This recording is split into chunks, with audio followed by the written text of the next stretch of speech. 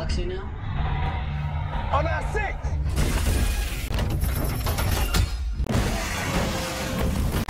Holy shit. Menjadi setan!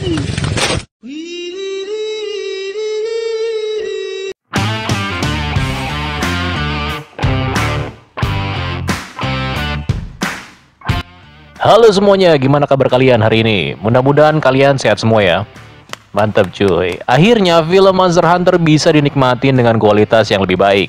Karena itu gue akan recap film Monster Hunter hari ini. Monster Hunter dirilis pada akhir tahun 2020 dan dibintangi oleh beberapa nama terkenal seperti Milla Jovovich yang merupakan mamanya dari para zombie di Resident Evil, serta beberapa nama lain kayak aktor laga asal Thailand Tony Jaa, ada juga Tip T.I. Harris, Megan Good, Diego Boneta, Josh Helman, Jing Ayung, dan juga Ron Perlman. Film ini diangkat dari sebuah permainan yang berjudul Monster Hunter yang ada di dalam video game kepunyaannya Capcom. Kalau lo tahu Street Fighter, pastinya lo tahu Capcom. Tapi cerita yang ada di dalam video gamenya berbeda dari yang ada di dalam film ini. Di mana di dalam filmnya menceritakan seorang tentara berkebangsaan Amerika bersama dengan anak buahnya yang secara nggak sengaja masuk ke dalam sebuah dunia yang berbeda. Dan di dalam dunia tersebut mereka menemukan sesuatu yang sangat menakutkan. Oke, sebelum lanjut ke ceritanya seperti biasa, kita joget dulu cuy.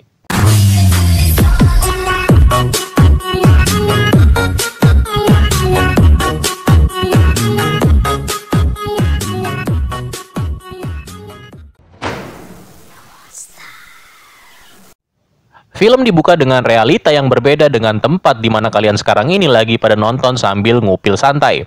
Di mana di tempat ini penuh dengan hamparan pasir dengan suasana yang cukup mencekam.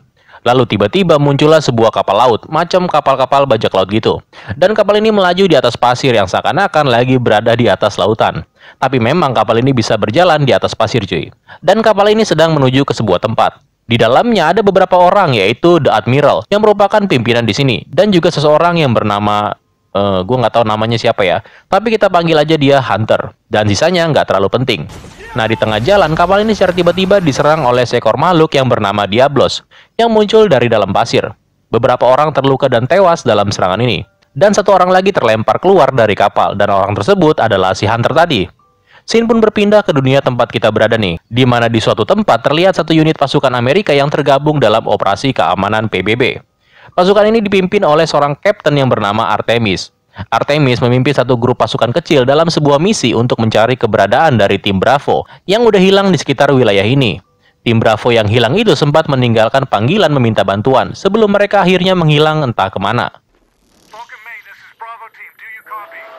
Falcon Main, something's in here with us. Send immediate support. Setelah mendengarkan rekaman suara terakhir dari tim Bravo itu, kemudian mereka pun melanjutkan pencarian tim yang hilang tersebut. Di perjalanan, satu anak buahnya yang bernama Dash kemudian memberitahu kalau ada banyak sekali bebatuan di sekitar mereka. Yang anehnya, di bebatuan itu terukir tulisan-tulisan kuno dan terlihat sejajar antara satu dengan yang lainnya. Dan sampailah mereka di mana di sini mereka bertemu dengan satu lagi anak buahnya si Artemis yang merupakan seorang sniper yang bernama Link. Si Link ini mengatakan kalau jejak dari tim Bravo berhasil ditemukan, tapi anehnya kendaraan-kendaraan mereka berakhir di sini karena jejaknya menghilang tiba-tiba. Lalu kemudian sebuah badai pasir dengan ukuran yang sangat besar muncul di hadapan mereka. Bravo team reported a storm in their last transmission. Where the hell did that come from? Just came out of nowhere. Mengetahui kalau badai ini mungkin adalah bagian dari strategi musuh, maka mereka pun langsung tancap gas dan berusaha menghindar. Tapi rupanya semua pasukan ini bersama kendaraannya terlihat terombang-ambing dan terhisap oleh sebuah medan magnet besar. Di mana akhirnya mereka semua pun sampai dan tiba di dunia atau realita yang berbeda. Dan betapa kagetnya mereka ketika mengetahui kalau seluruh tempat ini diselimuti oleh pasir.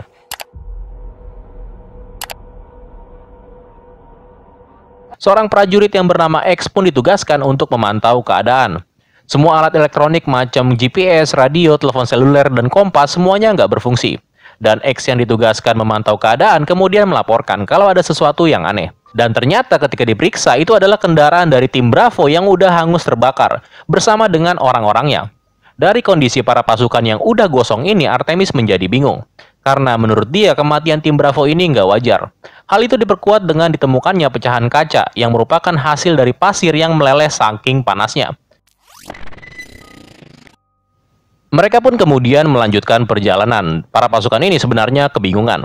Dimana ini gue nyasar ya kan. Salah satunya si Das yang terlihat ketakutan dan merasakan kalau ada sesuatu yang gak beres akibat terjangan badai sebelumnya. Tapi Artemis sebagai kapten yang baik hati dan tidak sombong malah menyemangati anak buahnya.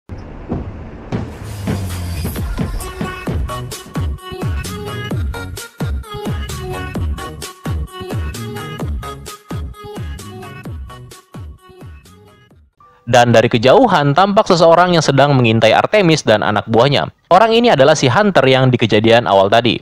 Ternyata dia masih hidup cuy. Artemis dan anak buahnya tiba-tiba berhenti ketika melihat sebuah penampakan yaitu tulang berulang yang ukurannya besar banget. Si Hunter secara tiba-tiba langsung melepaskan anak panahnya tepat ke arah tulang berulang tersebut. Rupanya Hunter mencoba untuk memperingatkan Artemis dan anak buahnya untuk pergi dari tempat ini. Namun karena mungkin mereka nggak saling kenal, maka pasukan ini malah menganggap Hunter sebagai ancaman. Dan mereka malah menembaki si Hunter. Lalu tiba-tiba dari arah belakang muncul sesuatu yang lebih berbahaya, yaitu si monster Diablos. Chief? On our six!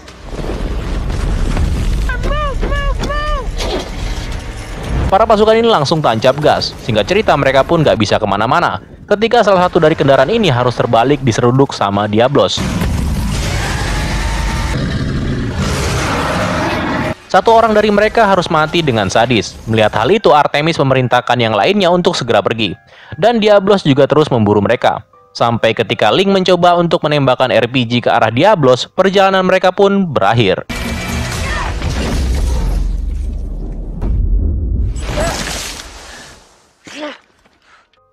Mobil mereka pun terpelanting dan gak berapa lama monster itu muncul lagi yang langsung membunuh satu orang lagi. Tapi sebelum mati, orang ini sempat melemparkan sebuah granat miliknya ke arah Diablos.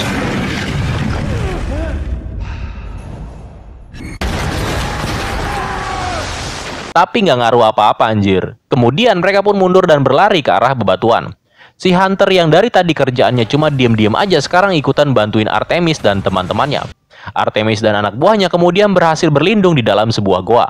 Dan Diablos yang dari tadi kayak kesetanan sekarang kena batunya cuy. Karena tanduknya copot sebelah. Diablos pun pergi dan kembali ke dalam pasir. Waktu pun hampir malam dan di sini Das lagi-lagi ketakutan. Dan dia bingung dengan semuanya ini. Tapi Artemis berhasil meyakinkan dirinya kalau mereka ini adalah tentara. Jadi jangan cengeng, please. Dan ketika Artemis lagi ngoceh-ngoceh, tiba-tiba seekor makhluk muncul dari arah belakang. Dan langsung menusuknya.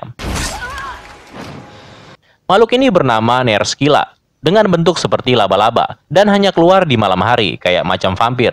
Karena makhluk ini takut terhadap cahaya, makhluk tersebut akhirnya berhasil diusir. Tapi rupanya ketika memeriksa keadaan Artemis, mereka pun menjadi kaget ketika mengetahui kalau Artemis udah nggak bernapas.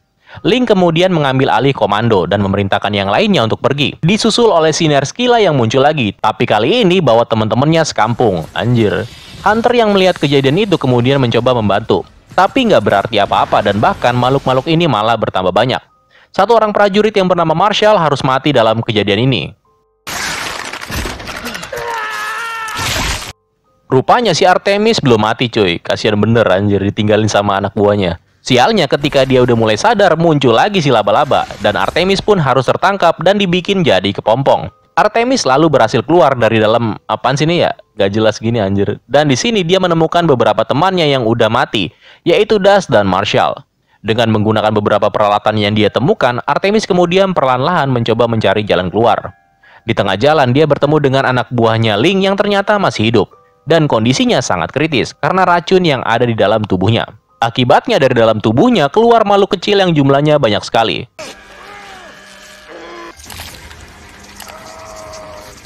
Seekor Nerskila pun muncul tepat di belakang mereka yang langsung menangkap Link dan membunuhnya. Dengan menggunakan alat penyemprot oksigen, Artemis berusaha keluar dari sergapan makhluk itu.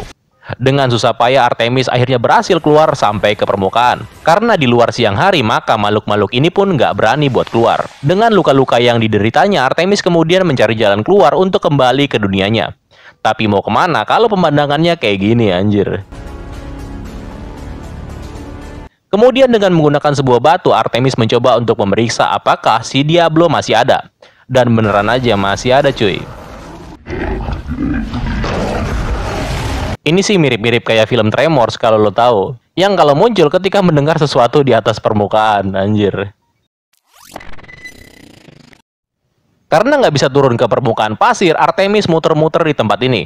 Dan sampailah dia di mana dia melihat banyak sekali kapal-kapal khas bajak laut yang terlihat terbengkalai. Karena Artemis sangat-sangat haus, maka dia pun mencoba mengeksplorasi. Kali aja gitu kan ada aqua-aqua nganggur. Tapi bohong. Nah, karena merasa ada seseorang yang mengintainya, Artemis pun menjadi siaga 1. Dan benar aja, tiba-tiba Hunter muncul yang langsung menodongkan pisau ke arahnya. Pertarungan seru pun terjadi antara mamanya para zombie melawan pendekar Muay Thai level 99.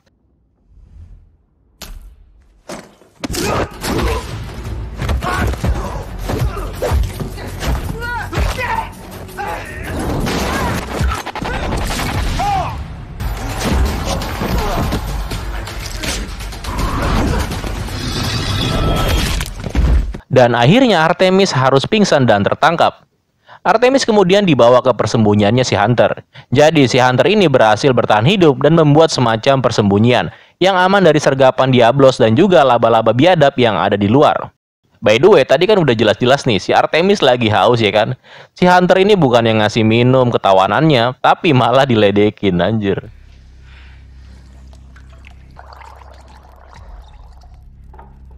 Nah, di tengah malam ketika si Hunter lagi melakukan sebuah ritual atau berdoa mungkin, Artemis dengan lihai mencoba melepaskan ikatan yang ada di tangannya, menggunakan potongan batu yang sebelumnya sempat diambil.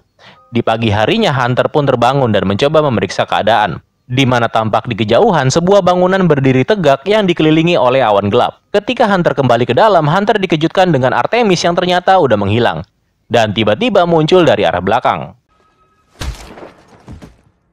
Dan sekarang Hunter yang gantian diikat. Artemis juga gantian ngeledekin si Hunter, tapi nggak berhasil. Nah, Artemis kemudian memandangi tempat di mana Hunter sebelumnya melakukan ritual.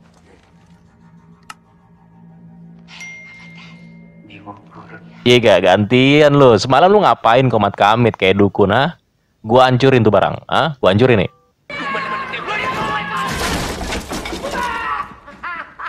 Dan bener aja, setelah itu mereka pun bertarung sekali lagi.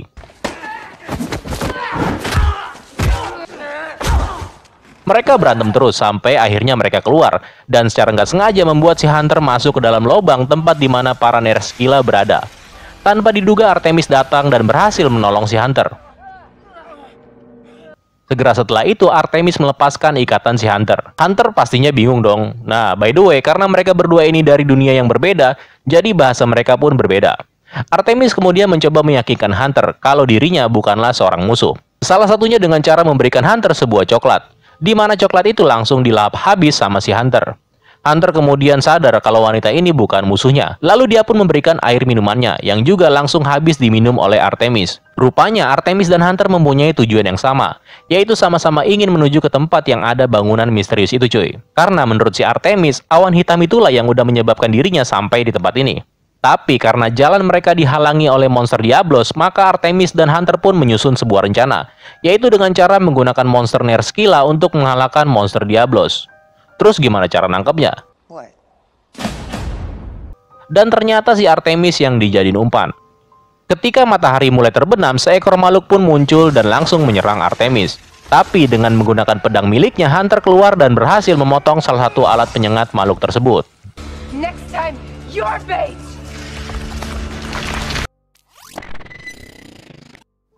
Di malam harinya, Artemis kemudian mengetahui kalau ternyata Hunter setiap malamnya selalu melakukan ritual ini untuk hanya sekedar mendoakan keluarganya. Gua kurang yakin nih, tapi sepertinya keluarganya udah mati oleh seekor makhluk yang bernama Ratalos. Nah, di pagi harinya mereka pun bersiap dengan segala sesuatunya, termasuk anak panah yang udah diolesin racun yang diambil dari bisanya Nerskila. Artemis juga diberikan beberapa persenjataan oleh Hunter, termasuk dual blade yang sekarang jadi miliknya si Artemis. Singkat cerita, mereka berdua pun siap menghadapi Diablos. Dengan menggunakan sebuah barel sebagai pengalihan, makhluk itu pun langsung teralihkan. Tapi rupanya Diablos sadar kalau dirinya udah dibodoh-bodohin, maka dia pun langsung mengejar orang yang udah menipunya.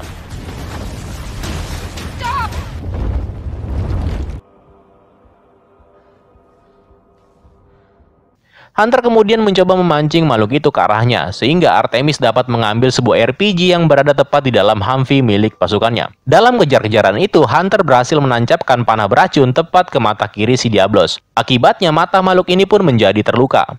Artemis berhasil mengalihkan perhatian si Diablos dan kemudian menembakkan RPG tepat ke arahnya. Tapi makhluk ini tekbal cuy. Nah, mengetahui kalau Artemis dalam bahaya, Hunter lalu muncul tepat di atas kepala Diablos dan menusukkan pedangnya.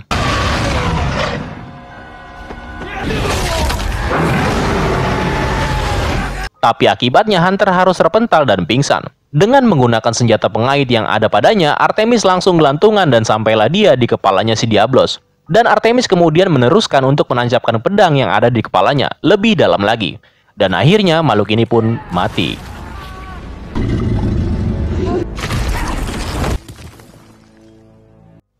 Dengan menggunakan kulit Diablos, Artemis kemudian membawa Hunter yang kritis menuju ke arah awan gelap, yang merupakan tujuan mereka berdua. Nah, di tengah jalan, tiba-tiba badai pasir pun datang. Dengan menggunakan tenda darurat dan alat-alat medis, Artemis berhasil menyelamatkan nyawanya si Hunter. Dan ketika badai sudah lewat, Hunter pun tersadar, dan mereka berdua kembali melanjutkan perjalanan. Sampai akhirnya mereka tiba di sebuah tempat yang hijau penuh dengan pepohonan, dan juga hewan herbivora. By the way, hewan ini bernama Apsiros. Mirip-mirip Stegosaurus ya. Nah, ketika Artemis melihat air yang sebegitu banyaknya, perasaan dahaga pun menyelimuti dirinya. Hunter pun mempersilahkan Artemis untuk meminumnya, tapi tiba-tiba seekor ikan muncul dari dalam air. Hunter dengan cepat berhasil membunuhnya, dan rupanya Hunter sengaja melakukan itu sebagai umpan untuk mendapatkan ini ikan, yang bernama Cephalos. You know what I'm gonna do next time you're dying in the desert? Nothing. Dan mereka pun akhirnya bakar ikan cuy. Sambil ngobrol-ngobrol, mereka berdua pun beristirahat. Sampai di malam harinya, sesuatu pun muncul yang menyebabkan hutan ini menjadi terbakar habis. Dan tiba-tiba ratusan Apseros yang ketakutan muncul yang menyebabkan Artemis dan Hunter menjadi terpisah. Nah, di keadaan yang chaos ini muncul beberapa orang yang datang menyelamatkan Artemis dan juga Hunter. Dia adalah si Admiral beserta anak buahnya.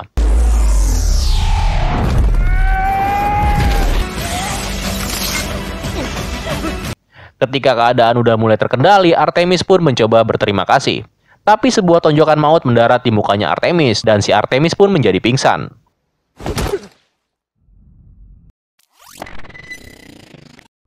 Rupanya Artemis ini ditangkap oleh teman-temannya si Hunter.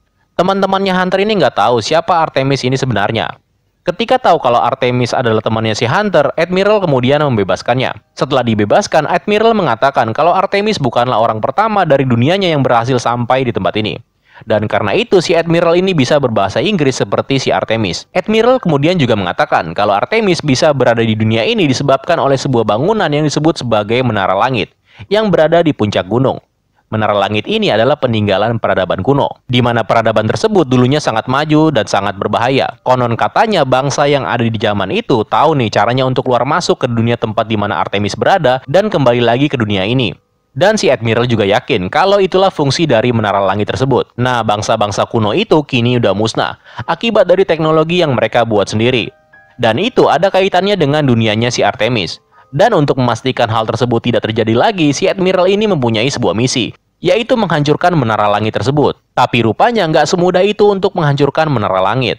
Karena para bangsa kuno itu menjaga peninggalan mereka dengan menciptakan seekor penjaga yang dikenal dengan nama Rathalos. Makhluk mengerikan yang hampir mustahil untuk dibunuh. Tapi makhluk ini juga bukan tanpa kelemahan. Makhluk ini punya kelemahan, yaitu sesaat sebelum Rathalos menyemburkan apinya. Artemis pun setuju untuk bekerja sama, dan di pagi harinya mereka pun siap menuju ke Menara Langit. Tapi sebelum pergi, Artemis masih sempet-sempetnya dikasih kiss bye sama seekor kucing yang bernama Paliko.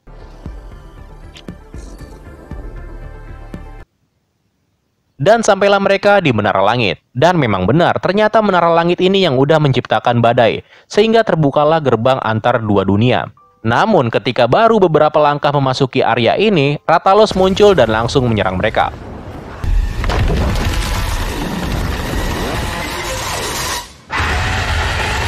Pertarungan seru pun terjadi. Admiral, Hunter, dan Artemis secara bersama-sama menyerang si naga tersebut. Tapi akibatnya Artemis terpaksa harus melompat dari atas tebing karena udah tersudut. Karena itu dia pun harus masuk ke dalam pusaran badai, yang ternyata membawanya kembali ke dunianya. Artemis pun terdampar di padang gersang sampai tim penyelamat datang dan membawa dirinya pergi.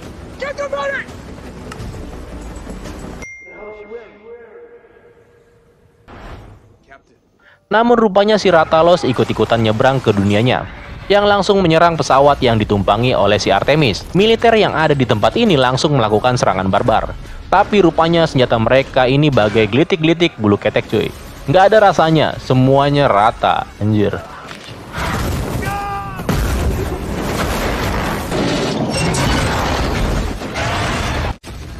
Ini bos terakhir cuy, keras. Gila sini naga nggak ada obat. Artemis yang melihat teman-temannya udah jadi abu gosok langsung mencoba bertarung melawan si Rathalos sekali lagi. Artemis berhasil memberikan sayatan kecil di sayapnya si Rathalos. Dan sepertinya Artemis juga berhasil menembakkan sebuah flare tepat ke mulutnya. Sesaat sebelum naga tersebut menyemburkan api. Akibatnya naga itu langsung panas dalam.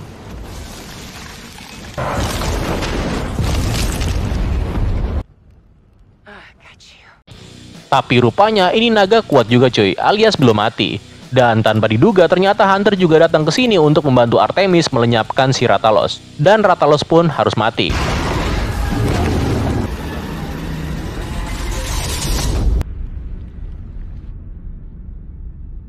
Dan ternyata si Hunter nggak datang sendirian, tapi si Admiral juga datang kemari. Tapi lo datangnya telat coy, orang udah selesai lo baru datang. Selain datang membantu, rupanya mereka datang ke sini untuk mengajak Artemis untuk menyelesaikan apa yang belum terselesaikan. Anjay, badai pun segera tiba, disusul dengan menara langit yang terlihat jelas. Dan seekor makhluk lain yang bernama Gormagala muncul dari menara langit.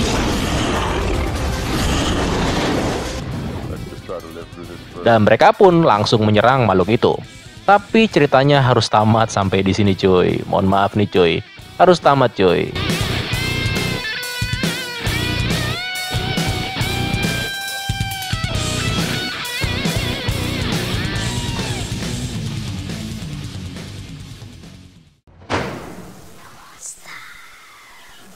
Sat. Kentang cuy. By the way, gue nggak bisa membandingkan ini film lebih baik daripada seri di video gamenya atau enggak. Karena banyak yang protes nih kalau film ini udah keluar dari prosedur dari game Monster Hunter sendiri. Karena ya gue nggak pernah main game tersebut. Nah mungkin dari kalian para pemain game Monster Hunter mungkin bisa memberikan pendapatnya di kolom komentar. Tapi kalau menurut gue untuk film ini bisa dibilang cukup bagus dari segi kualitas.